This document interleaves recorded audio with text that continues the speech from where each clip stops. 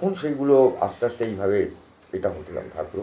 কিন্তু কালিদার কাছে অনেকটা আমি সুযোগ পেয়েছি যে ছেড়ে দিত, যে করো, চলে যেত কোথাও। তো আমি ওই রকম বড় মাপের একজন এডিটর, মানে সবাই নাম জানেন, সবাই খুব সম্মান করেন, এরকম একটা। তো তাহলে তোমার ইন্ডিপেন্ডেন্ট কাজকর্ম করা শুরু হয়ে আস্তে গেল আস্তে আর ওই কি। তখন এলাম রাধারানী বলে একটা ছবি হলো, আচ্ছা একজন পরিচালক অজিত ব্যানার্জি, আচ্ছা, অজিত ব্যানার্জি, হ্যাঁ এই হ্যাঁ পুরোনো দিনে। হ্যাঁ, 15 দিন, হ্যাঁ। তো ওনার ছবিটা বললেন যেরকম প্র্যাকটিক্যাল, তখন ওই প্রোডাকশন কন্ট্রোলার বলে একটা পোস্ট ছিল, এখনো আছে, এখনো আছে। এখন তো ইপিটিপি হয়ে গেছে।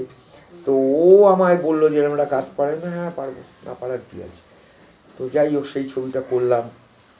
তখন ধীরে ধীরে ওটা ভালো, মহুয়া রায়চৌধুরী ছিল, আচ্ছা আচ্ছা আচ্ছা। বিশ্বজিৎ ছিলেন, তারপরে বঙ্কিমের গল্প। তো তখন এটাও হয় ওটাও হয়, এরমভাবে চলছে আর কি, নানা রকমভাবে চলছে আর কি কাজকর্ম। তারপর অজিত গাঙ্গুলির ছবি টবিগুলো হলো। অজিত গাঙ্গুলি লাট্টু বলে একটা ছবি করেছিলেন। অজিত গাঙ্গুলি খুব ফেমাস ডিরেক্টর ছিলেন, খুব ভালো, খুব ভালো। তারপর হংসরাজ করেছিলেন। তারপরে জয় মা তারা বলে একটা ছবি হলো, সেটাতে অর্ধেন্দুবাবু ওভারঅল ছিলেন, কিন্তু আমি সব করেছিলাম। আচ্ছা, হংসরাজে কাজকর্ম করার যে অভিজ্ঞতা, ওটা কেমন ছিল? অদ্ভুত অদ্ভুত অদ্ভুত অদ্ভুত ছবিটা, মানে অজিতদা এতটাই এক্সপেরিমেন্ট করেছিলেন ওটাতে, এখন বুঝতে পারি, তখন তত বুঝতে, সব নতুন সমস্ত আর্টিস্ট, যেগুলো একটা তরুণ একদম ইয়াং কিশোর ছেলে মেয়েদের নিয়ে একটা গল্প তৈরি করেছিলেন। গ্রামের ছেলে, বাউল টাইপের, সে কলকাতায় এসে একটা বিপদের মধ্যে পড়ে, সেখান থেকে ও রেডিও আর্টিস্ট হয়ে যায় আর কি। এবং আমাদের তো প্রত্যেকের ওই ছবিটা ছোটবেলায়, মানে এটা দেখতেই হবে। আমরা must। আমরা হ্যাঁ, মাস্ট, মানে এটা যদি মাস্ট ওয়াচের মধ্যে কিছু বলা হয় তাহলে হংসরাজ মানে একটা পাবেই নাম্বার। একটা পেতেই হবে, হংসরাজকে একটা জায়গা থাকতেই হবে। তো সেই হংসরাজের মধ্যে ওই যে হংসরাজ একটা অন্য ধরনের কাট দেখালো, অন্য ধরনের সম্পাদনা দেখালো, এইটার মধ্যে দিয়ে তোমার কি মনে হয় যে মানে ছবি ধারাটা পাল্টানো শুরু একদম হলো? একদম একদম অজিত দ্বারা অ্যাকচুয়ালি কি হয়েছে জানো, তখন ব্যাপারটা হয়ে গেছে, ধরো সত্যজিৎ রায় ছবি বানাচ্ছে, সেটা এমনই আপার গ্রেডেড মুভি, যেটা এতটাই ওপর লেভেলের ব্যাপার, মানে এতটাই সারা বিশ্বতে হই হই ফেলে দিত।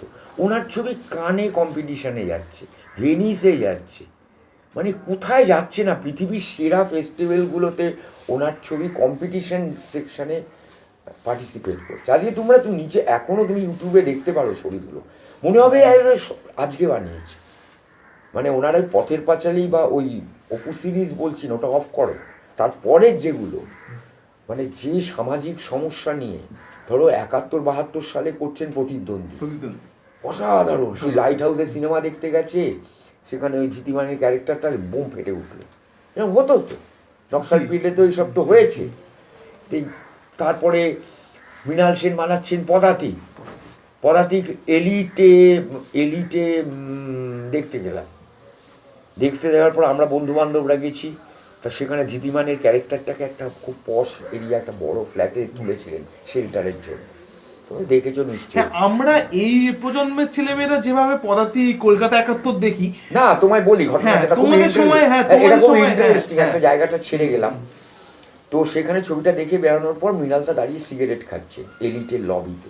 আমার বন্ধু বলল, আপনি কোথায় এই নকশাল দেখেছেন, এত বড় লোকের বাড়িতে গিয়ে শেল্টার নিয়েছে। তখন এইভাবে একটা ডিরেক্টরকে ধরার একটা দর্শক হিসেবে মানে ক্ষমতা ছিল, যে আপনি কোথায় দেখেছেন, কোন নকশালটাকে দেখেছেন, আপনি আপনি তো কিছু দেখেননি। মানে রীতিমতো মৃণালদা কুল, মৃণালদা কোনো রিয়াকশান নেই, কোনো টেনশন নেই, ভয় পাচ্ছে না, কিচ্ছু না। মৃণালদা বললেন যে আমি তো স্টোরি করছেন নকশাল মুভমেন্ট নিয়ে, এত বড় একটা মুভমেন্ট নিয়ে আপনি গল্প তৈরি করছেন। এইরকমভাবে আমার বন্ধু বলছিল, কী বলছেন উল্টো পাল্টা, ওই ভুল করছিল, আমার বন্ধুই ভুল করছিল। তখন বললো যে যে তোমার তুমি কীরকম লেগেছে, বলে আমার খুব জঘন্য লেগেছে, এরকম। মানে এভাবে কথাবার্তা এরকম খুব হতো, ইন্টারাকশন হ্যাঁ, হতো। এইটার কথা তোমাকে বলি, মানে এখন কি আমাদের মধ্যে সেই পেশেন্সটা হারিয়ে যাচ্ছে? মানে কেউ কি, মানুষজন এটা সমালোচনা শুনতেও পারেন না, বা এটা এটা করার জায়গাতেও মানুষজন পাঁচবার ভাবে। তোমাদের এই মানে জায়গাটা এই একটা এই অদ্ভুত। এখন একটা খুব চকচকে ব্যাপার এসে গেছে, সবাই স্টাইলিস্ট, হ্যাঁ, এটা আমার মনে হয়েছে পার্সোনালি, কারণ আমি বেশিরভাগ পরিচালক আমার ছোটবেলায় দেখা তারা ধুতি পাঞ্জাবি পরত। আমি ধুতি পাঞ্জাবি পরা লোক এখন দেখা যায় না। আর এখন হাফ প্যান্ট পরা নাকি? মানে সে তো আছেই, এখন আর সেগুলো বলছি না আমি। মানে তরুণ মজুমদার মার দেওয়া মানে ধুতিতে, মানে মার ভাঙা ধুতি পরে পাঞ্জাবি পরে ক্যামেরা অপারেট করছে। একটা ঘটনা বলি তোমায়, উনি একটা সংসার সীমান্তে বলে ছবি করেছিলেন, বিখ্যাত ছবি, দারুণ ছবি। ওনার একটা সেট ফেলেছিলেন NT1 স্টুডিওতে। মানে এটা একটা মানে দেহ প্রসারিণী যাদের বলতো আর কি, পতিতালয় নিয়ে গল্প। একটা চোর এসে ওখানে শেল্টার নিয়েছে, সেটা কালীঘাটের একটা মানে পতিতালয়টা তৈরি করা হয়েছিল NT1-এ। তো ওটা রমেশদা আমাকে নিয়ে গেছিলো দেখাতে। সেখানে তুমি আশ্চর্য হয়ে যাবে, বেড়াল বাচ্চা রাখা হয়েছিল, লাইভ বেড়াল বাচ্চা, কারণ ওই জায়গাগুলোতে বেড়াল বাচ্চা থাকতো, ছোট কুকুর ছিল, এবং ছোট ছোট হরলিক্সের পুরনো শিশিতে চিনি রাখা হচ্ছে, তারপরে তোমার মশলা রাখা হচ্ছে। এবং রবি চ্যাটার্জি বলে একজন আর্ট ডিরেক্টর ছিলেন, উনি রবীন্দ্রভারতীর প্রফেসর ছিলেন। ওই শিশিগুলোকে পুরনো মোবিল তেল দিয়ে কালো কালো করেছিল, সিজন করেছিল।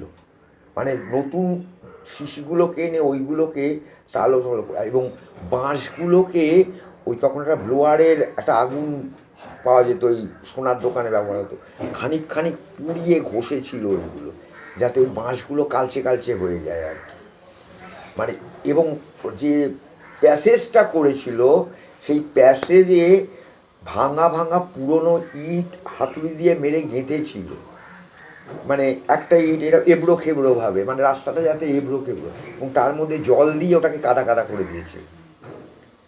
মানে অপূর্ব এবং দোতলা বস্তির কুড়ে ঘর, এইটুকু সেই মইয়ের মতো সিঁড়ি দিয়ে উঠে যেতে হতো। এবং ওখানে দিনের পর দিন তরুণ মজুমদার যেতেন, রবিরা যেতেন, গিয়ে সেটগুলো দেখতেন, এবং তখন দেখে ওটা নিতেন কি, মানে চিন্তা করো, এঁকে নিয়ে আসতেন, ড্রয়িং শিটে পেন্সিল দিয়ে স্কেচ করতেন। এখন তো ক্যামেরা দিয়ে ছবি তুলে মোবাইল দিয়েই তো তোলা যায়, মানে সেসব তো কোনো সিন, কোনো ব্যাপারই নেই, কিন্তু কালকের ব্যাপার। তো উনি সেইগুলো এঁকে নিয়ে এসে ওখানে সেট ফেলছেন, এবং অদ্ভুত, এরা বেশিরভাগ লোকই হেঁটে আসতেন। মানে এগুলো আমার কাছে খুব মানে দারুণ লাগতো, জানো, যে ট্রাম ডিপো থেকে আমি দেখছি রবি চ্যাটার্জি হাঁটতে হাঁটতে আসছে সেট বানানোর জন্য, পুলক বন্দ্যোপাধ্যায় হাঁটতে হাঁটতে আসছে, ওইরম যে এক একটা গানের গীতিকার হাঁটতে হাঁটতে আসছে। তারপর তো রমেশদার ঘরেই একটা খুব ইন্টারেস্টিং, তখন একটা খুব ভালো ছবি হয়েছিল, ছবিটা চলেনি, ছবিটার নাম ছিল নিধিরাম সর্দার।